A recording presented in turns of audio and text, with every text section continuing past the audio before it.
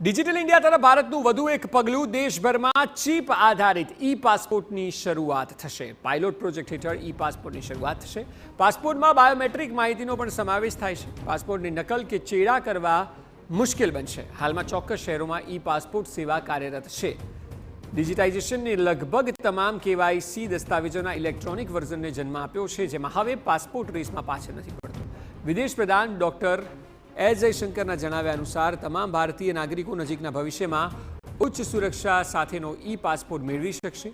India security press એટલે કે ISP સાથે વિદેશ મંત્રાલય મળીને ઈ પાસપોર્ટ વિકસાવ્યો છે, જેનો મુખ્ય હેતુ મુસાફરીમાં સુરક્ષા વધારવા, પાસપોર્ટની નકલ અટકાવવા અને ઇમિગ્રેશન અનુભવને વધુ સરળ કરવાનો છે। પાસપોર્ટ સેવા કાર્યક્રમના સંસ્કરણ 2.0ના ભાગરૂપે 1 એપ્રિલથી ઈ પાસપોર્ટ ઇસ્યુ થઈ રહ્યા છે। હાલમાં ચેન્નાઈ, જયપુર, હૈદરાબાદ, નાગપુર, અમૃતસર જેવા શહેરોની પ્રાદેશિક પાસપોર્ટ ઓફિસમાં ઈ પાસપોર્ટ ઇસ્યુ કરાઈ રહ્યા છે, તો તમિલનાડુમાં કુલ 20,729 ઈ પાસપોર્ટ અત્યાર સુધીમાં ઇસ્યુ કરાશે। વર્તમાન પાસપોર્ટમાં રેડિયો ફ્રીક્વન્સી આઇડેન્ટિફિકેશન એટલે કે RFID ચિપને લગાવવામાં આવે છે। બાયોમેટ્રિક માહિતીનો પણ સમાવેશ કરાશે।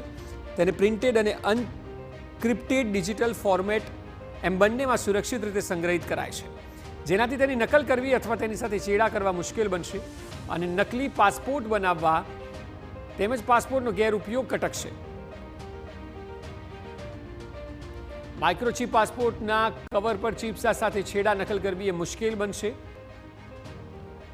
એ સિવાય મુસાફરોએ લાંબો સમય લાઇનમાં ઊભું નહીં રહેવું પડે। એટલે જ્યારે ડિજિટલ યુગની વાત થઈ રહી છે, ત્યારે ઈ પાસપોર્ટ જે છે તે ચિપ આધારિત હશે અને તેની શરૂઆત થશે, જેથી કરીને સ્કેન થતાં પણ થોડી સેકન્ડો થશે। ડુપ્લિકેટ પાસપોર્ટને અટકાવવામાં આવશે અને સમય પણ ઘણા બધા અંશે બચી જશે જ્યારે કોઈ પણ પ્રકારનું ટ્રાવેલિંગ કરવામાં આવશે। તેમાં બાયોમેટ્રિક માહિતીનો પણ સમાવેશ કરવામાં આવ્યો છે। એટલે અત્યારે જ્યારે ડિજિટલાઇઝેશનની આપણે વાતો કરીએ છીએ, ત્યારે તમામ ડોક્યુમેન્ટ ડિજિટલ પ્લેટફોર્મ પર અવેલેબલ છે। જે પાસપોર્ટ નહોતો તે પણ હવે ઈ પાસપોર્ટ થકી જોવા મળશે, કે જ્યાં લોકોનો સમય બચશે, થોડી સેકન્ડોમાં સ્કેન થઈ જશે પાસપોર્ટ।